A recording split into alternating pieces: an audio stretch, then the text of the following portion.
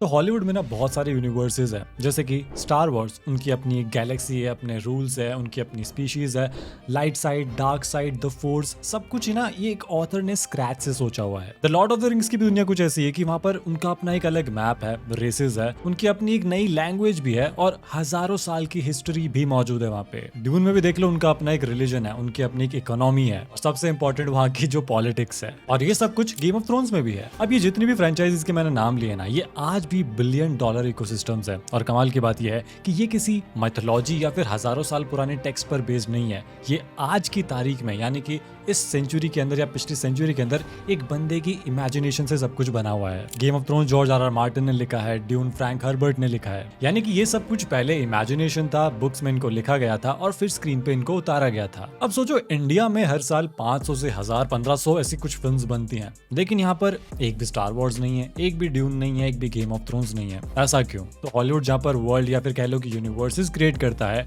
Indian cinema world's को inherit करता है बस। तो आखिर कोर प्रॉब्लम क्या है? क्या इमेजिनेशन की कमी है? मुझे नहीं लगता कि ऐसा है, क्योंकि जिस देश में महाभारत जैसा टेक्स्ट लिखा गया हो, जिस देश में हजारों सालों से स्टोरी टेलिंग एक ट्रेडिशन हो, वहां पर इमेजिनेशन की कमी कैसे हो सकती है? तो फिर प्रॉब्लम एग्जैक्टली क्या है? मेरे ख्याल से यहाँ पर ना मल्टीपल इश्यूज है। यहाँ पर इंडस्ट्री का इशू है, यहाँ पर कल्चरल इशू है और यहाँ पर फिल्म मेकर्स के माइंडसेट का भी इशू है। इंडिया में ना बहुत सारी स्टोरीज एग्जिस्ट करती है, मतलब मेरे हिसाब से पूरी दुनिया में सबसे रिच कलेक्शन इंडिया के पास ही होगा। लेकिन जो क्रिएटर्स है ना, वो कभी भी नया वर्ल्ड क्रिएट नहीं करते। वो डरते हैं नया वर्ल्ड क्रिएट करने से। वो एग्जिस्टिंग वर्ल्ड्स के अंदर ही स्टोरीज क्रिएट करते रहते हैं और इसके पीछे ना एक पूरा पैटर्न है जो आज हम स्टेप बाय स्टेप देखेंगे। लगान, जोधा अकबर, बाजीराव मस्तानी, तानाजी, पद्मावत, ये सब मैसिव प्रोडक्शंस है, विजुअली स्टनिंग भी है और कमर्शियली बहुत सक्सेसफुल है। लेकिन इनमें ना एक चीज कॉमन है, इन्हें दुनिया बनानी नहीं पड़ी। इन सब मूवीज में जो वर्ल्ड था ना, वो ऑलरेडी प्रेजेंट था। ऑडियंस को पता था कि कौन सा वर्ल्ड कैसे काम करता है, मुगल एरा कैसा दिखता था, क्या हुआ था, रामायण में क्या हुआ था, छत्रपति शिवाजी महाराज कौन थे और अंग्रेजों ने इंडिया आके क्या किया था। यानी कि डायरेक्टर को या फिर राइटर को एक नया वर्ल्ड नहीं क्रिएट करना पड़ा, बल्कि जो ऑलरेडी एग्जिस्टिंग वर्ल्ड था बस उसको स्क्रीन पे रेंडर करना था। यानी माइथोलॉजी या फिर हिस्ट्री को अडेप्ट करना इंडियन सिनेमा में ये वही काम है जो हॉलीवुड करता है कॉमिक बुक आईपीज के साथ में। अब कॉमिक बुक्स लोगों ने ऑलरेडी पढ़ रखी है, वो ऑलरेडी फेमस है,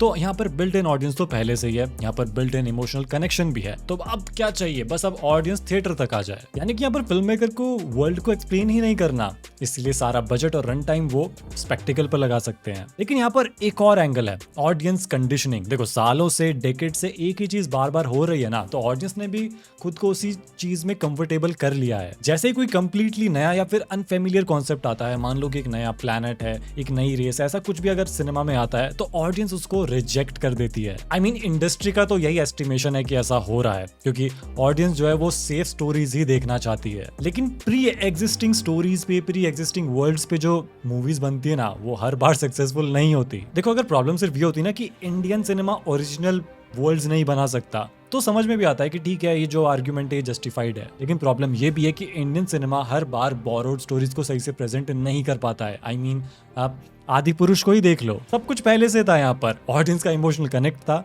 स्टोरी थी आपके पास में, लेकिन इतना गंदा वीएफएक्स, इतने गंदे डायलॉग्स। आई मीन, इस फिल्म में हर एक चीज बेकार थी, म्यूजिक और स्टोरी के अलावा। यहाँ पर और भी एग्जांपल्स है, जैसे कि मोहनजोदारो, ये एक प्री एग्जिस्टिंग स्टोरी थी, लेकिन इसको जिस तरीके से मोल्ड किया गया था, इसको रेवेंज और बेसिक लव स्टोरी बना दिया, तो ये भी फेल हो गई। सम्राट पृथ्वीराज चौहान, यहाँ पर तो आपने मेरे ख्याल से कास्टिंग में ही गड़बड़ कर दी। तो हाँ, फिलहाल तो बोरोड स्टोरीज भी सही से नहीं बन पा रही, तो खुद का वर्ल्ड क्रिएट करना हर बार सक्सेसफुली ये पॉसिबल नहीं है। लेकिन हर कुछ सालों में इस चीज में हम सक्सेसफुल हो तो जाते हैं, जैसे कि बाहुबली। राजामौली ने खुद कंफर्म किया था कि ये जो स्टोरी है ना, ये कंप्लीटली फिक्टिशियस है, ये किसी स्पेसिफिक मैथोलॉजी पर बेस्ड नहीं है। हालांकि हाँ, इंस्पिरेशन जरूर है इसमें रामायण से, महाभारत से, लेकिन जो किंगडम है माहिष्मती, उसकी जो ज्योग्राफी है, उसके जो कैरेक्टर्स है, ये सब कुछ नया है। आप कल की 2898 एडी का ही एग्जांपल ले लो। नाग अश्विन ने 600 करोड़ का बजट लिया और सालों की प्री प्रोडक्शन की। एक इंटरव्यू में उन्होंने बताया कि उनकी टीम्स वीक तक सिर्फ ये ब्रेनस्टॉर्म कर रही थी कि इस दुनिया में लोग पैसा कैसे कमाते हैं और वाटर व्हीकल्स का एक्सेस कैसे होगा, और ये सब कुछ वो डिसाइड कर रहे थे मेन स्टोरी पे आने से पहले। तो ये होता है जेन्युइन वर्ल्ड बिल्डिंग का प्रोसेस, और इंडियन सिनेमा में ये बहुत रेयर है। इसके बाद हमने तुम्बाड़ भी देखी, जहाँ पर कोई ए लिस्ट एक्टर नहीं है, जिसका बजट लिमिटेड था और ये कंप्लीटली ओरिजिनल माइथोलॉजी है, जो हस्तर की कहानी बताई गई है, जो गॉडेस ऑफ प्रॉस्पेरिटी है। फिल्म मेकर्स ने ये कैरेक्टर और उसकी लोर फोर स्क्रैच से बनाई है। महाराष्ट्रियन फोकलोर से इंस्पिरेशन लिया है जरूर, लेकिन फिल्म फिलोसॉफिकली डीप थी और आज भी कल्ट स्टेटस है इसका। अब जैसा कि मैंने कहा कि रियल वर्ल्ड्स बनाते वक्त सक्सेस बहुत रेयर है, तो जो रेयर केसेस थे वो मैंने बता दिए। अब आते हैं फेलियर्स पे। रावण की बात कर लो, उसमें ग्राउंड ब्रेकिंग वीएफएक्स था, लेकिन स्क्रीन प्ले इतना डिसजॉइंटेड था कि कोई इमोशनल कनेक्शन ही नहीं बना। लव स्टोरी 2050 में फ्यूचर मुंबई सिर्फ वेस्टर्न साइबरपंक का अनइंस्पायर्ड कॉपी थी। फ्लाइंग कार्स है, रोबोट पेट्स है और एक डार्थ वेल्डर जैसा विलन है। इंडियन ऑडियंस ने इसे कंप्लीटली रिजेक्ट कर दिया। और इसमें सबसे इंटरेस्टिंग एग्जांपल है ब्रह्मास्त्र का। इसका कॉन्सेप्ट कितना ज्यादा इंटरेस्टिंग था, इसकी लोर कितनी ज्यादा बढ़िया थी, लेकिन इसका जो एग्जीक्यूशन था, इसके जो डायलॉग्स थे वो इतने वीक थे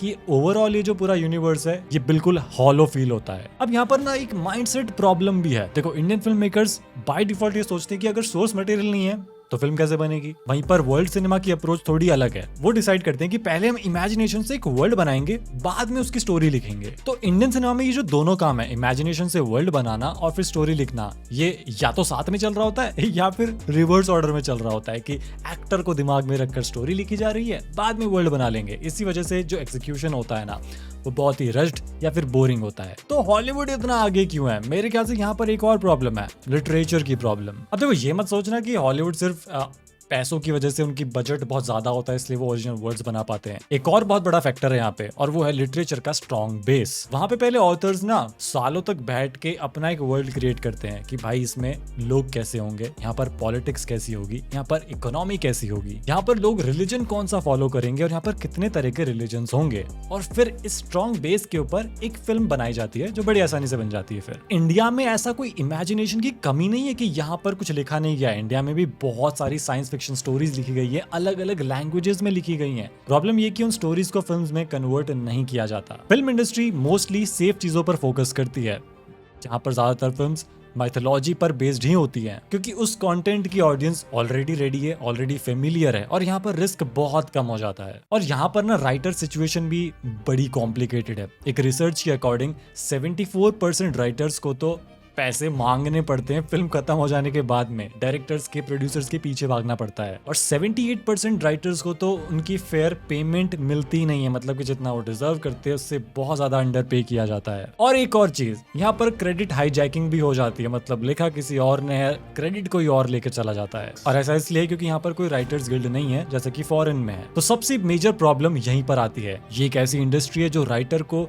रिप्लेसेबल गिग वर्कर्स की तरह ट्रीट करती है। ऐसी इंडस्ट्री के अंदर स्टार वॉर्स या फिर ड्यून या फिर गेम ऑफ थ्रोन्स जैसा कुछ कैसे लिखा जा सकता है? लेकिन यहाँ पर एक पॉजिटिव न्यूज भी है। फ्यूचर जो है वो बहुत अलग होने वाला है, और ये सब कुछ स्टार्ट हो गया मेरे ख्याल से कल की 2898 AD के साथ में। माइथोलॉजी और साईफाई का एक जेन्युइन ब्लेंड था। ये एक्चुअली इंडिया की यूनिक स्ट्रेंथ है। एक ऐसा देश जहाँ एंशिएंट लोर आज भी लिविंग बिलीफ है, वहाँ एक डिस्टोपियन फ्यूचर में कल की अवतार को एम्बेड करना, ये चीज तो सिर्फ इंडिया ही कर सकता है। कोई वेस्टर्न फ्रेंचाइजी इस चीज को शायद ही रेप्लिकेट कर पाए। एक और एग्जांपल है जो पिछले साल फिल्म आई थी, लोका चैप्टर 1। उसकी भी अपनी एक लोर है जो कि ऑब्वियसली इंस्पायर्ड है फोक लोर से, लेकिन कंप्लीटली नई तरीके से उसको लिखा गया है। और उसकी और भी फिल्म्स आने वाली हैं, और थैंक गॉड वो किसी माइथोलॉजी पर बेस्ड नहीं है, मतलब थोड़ा बहुत इंस्पिरेशन है। एटलीस्ट स्टोरीज तो नहीं लिखी जा रही है। इवन कुछ साल पहले मिन्नल मुरली आई थी, एक सुपर हीरो फिल्म जो डायरेक्टली नेटफ्लिक्स पर आई थी। इसमें भी कोई ए लिस्ट एक्टर नहीं है। हाँ, आज वो एक्टर बड़ा अच्छा काम कर रहा है, लेकिन एक गांव के अंदर एक सुपर हीरो। और ये फिल्म जो थी ये बहुत ज्यादा हिट हुई थी और बहुत अच्छे से इसको लिखा गया है। तो जब आप जेन्युइन वर्ल्ड बिल्डिंग प्रेजेंट करते हो जो कि लोकलाइज्ड हो, कल्चरली रूटेड हो, तो हाँ, ऑडियंस रिस्पॉन्ड करती है, ऑडियंस अप्रिशिएट करती है उस चीज को, क्रिटिकली भी और फाइनेंशियली भी। तो समरी है कि यहाँ पर ना इमेजिनेशन की कोई कमी नहीं है। रॉ मटेरियल तो भर कर पड़ा है यहाँ पे। रीजनल फोकलोर है, हजारों साल की लिटरेचर है, हजारों साल का जो स्टोरी टेलिंग का ट्रेडिशन है वो भी मौजूद है। प्रॉब्लम जो है वो स्ट्रक्चर में है। राइटर्स अंडरपेड है, प्री प्रोडक्शन बहुत ही ज्यादा रश्ड होता है, और जो एनवायरनमेंट है पूरा वो स्टार बेस्ड एनवायरनमेंट है, यानी कि कहानी लिखी जाती है तो स्टार को दिमाग में रखकर लिखी जाती है। और एक जो पाइपलाइन है ना लिटरेचर से लेके सिनेमा तक, मतलब इस लिटरेचर को सिनेमा में कन्वर्ट करना, ये पाइपलाइन बड़ी ही ब्रोकन है। आई मीन अगर कोई फिल्म मेकर रिस्क लेना भी चाहेगा ना तो ये जो सिस्टम है वो अलाउ नहीं कर रहा उसे। लेकिन हाँ, हम लोग एक शिफ्ट देख सकते हैं। लोका यूनिवर्स, कल की यूनिवर्स, तुम्बाड़ यूनिवर्स, और हाँ, अब मैडॉक को भी इसमें काउंट कर लो। ये सब फिल्म जो है वो प्रूव कर रही है कि जब एक फिल्म मेकर वर्ल्ड बिल्डिंग पर फोकस करता है और उसको कल्चरली रूटेड भी रखे, ऐसा नहीं कि वेस्टर्न सिनेमा को ब्लाइंडली कॉपी कर लिया, तब ऑडियंस साथ तो देती है। तो मेरे ख्याल से इंडियन सिनेमा के पास में ना कहानियां बहुत सारी हैं, ऑलरेडी कहानियां हैं, बस हमें वर्ल्ड बनाना सीखना है।